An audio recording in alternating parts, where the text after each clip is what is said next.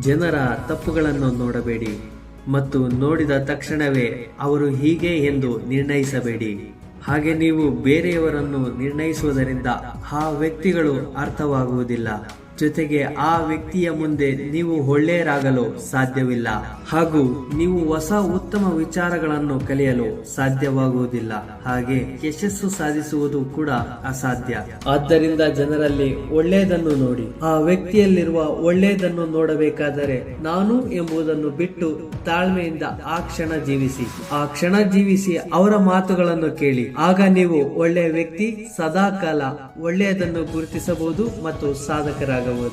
ಇದು ಸಾಧಕನು ಯಾವಾಗಲೂ ಕೂಡ ಅವನು ತರಬೇತಿಯಲ್ಲಿರುತ್ತಾನೆ ಮತ್ತು ಸಕಾರಾತ್ಮಕ ಆಲೋಚನೆಯಲ್ಲಿರುತ್ತಾನೆ. ಅದೇ ಅವನ ಸಾಧನೆಯ ಗುಟ್ಟಾಗಿರುತ್ತದೆ.